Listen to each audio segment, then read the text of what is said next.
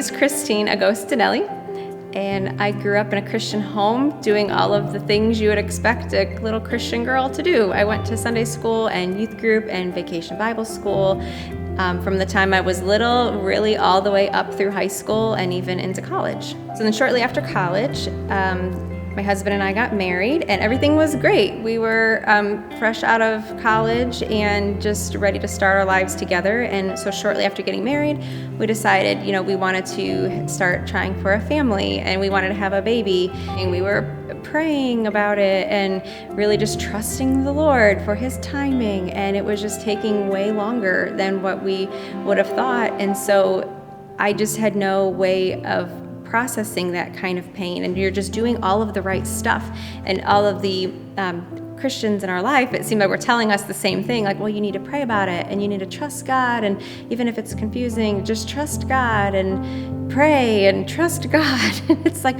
I'm doing all of those things and it's not working. Like it's not, praying bold prayers, and I'm praying specific prayers and trying to really put my heart on the line for the Lord, and it's not working. And I had no way of processing that kind of disappointment. So I think it got to a point where I was just completely, maybe like spiritually and emotionally just exhausted. And I'm like, after dealing with that kind of disappointment so frequently, that I'm like, God, I can't ask again. I don't have it in me, so it wasn't meant to be an ultimatum, but I knew in my heart that I'm like, I can only take this desire before the Lord one more time. I just can't do it again after that.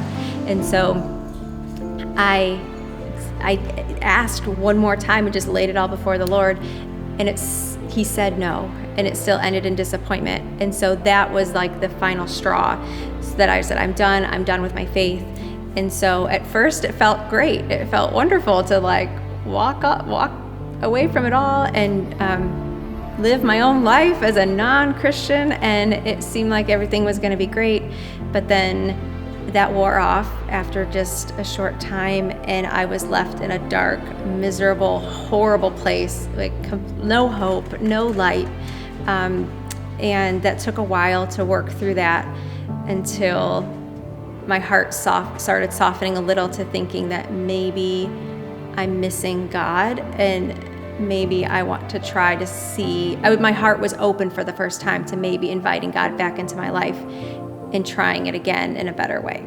So when it got to a point where I felt like I'm ready to try attending a church again, I made it here on a Sunday, and I wasn't happy about it. I didn't want to be here, but I wasn't angry when I left, and so I agreed to come back again and again. And there was, after so many weeks, they were doing a service on like a whole series about Jesus, and I think it was either His attributes or the names of Jesus. It was about Jesus, and I don't think it was an accident that the Lord led me here for that time in that season, because it was the way that Pastor Jim was talking about Jesus and all of the stuff I think I missed about Jesus. And he just talked about Him like he knew Him, and I'm like, I want to know Him too. Like I want to get to know Him too, like that. And because He sounds different, and I was just so captivated about, he just wouldn't stop talking about Jesus, and I'm like, I need that. I need Him, because I miss